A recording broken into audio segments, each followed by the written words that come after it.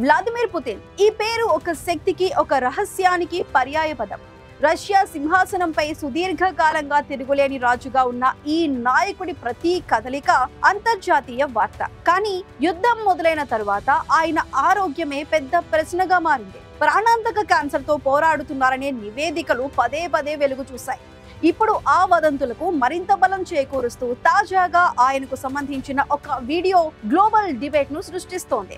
News week report ప్రకారం 73 ఏళ్ల వయసులో ఉన్న రష్యా అధ్యక్షుడిని ఒక సమావేశంలో చిత్రీకరించిన ఈ వీడియో ఇప్పుడు హాట్ టాపిక్. గమనించదగ్గ విషయం ఏమిటంటే, పుతిన్ తన కుడి చేయిని దాచిపెట్టడానికి ప్రయత్నిస్తున్నట్లుగా కనిపించారు. ఆ చేతిని నిశితంగా పరిశీలిస్తే అది వాపుగా ముడతలు పడి ఉబ్బిన నరాలు స్పష్టంగా కనిపిస్తున్నాయి. ఆయన కుడి చేతిని పిడికిలి బిగించి కొంత అసౌకర్యంగా ఉన్నట్లు కనిపించడం ఈ అనుమానాలకు ప్రధాన ఆధారం. ఈ వీడియోను షేర్ చేసిన ఉక్రెయిన్ అంతర్గత వ్యవహారాల మంత్రిత్వ శాఖ మాజీ సలహాదారు ఆంటన్ గెరాశ్చెంకో పుతిన్ చేతులకు ఏమైంది అంటూ ప్రపంచం దృష్టిని మళ్లించారు. సోషల్ మీడియాలో ఈ దృశ్యంపై చర్చ తారాస్థాయికి చేరింది. నెటిజన్లు పుతిన్ లక్షణాలను పార్కిన్సన్స్ వ్యాధితో పోలిస్తూ ఆయన నాడీ సంబంధిత సమస్యలతో బాధపడుతున్నారని బలంగా అనుమానిస్తున్నారు. గతంలో కూడా ఆయన సైనిక పర్యటనల్లో కుడి చేతిపై కనిపించిన నల్లని మచ్చలు ఇలాంటి ఆందోళనలని రేకెత్తించాయి. రష్యా అధిపతి ఆరోగ్యం కేవలం ఒక వ్యక్తిగత విషయం కాదు,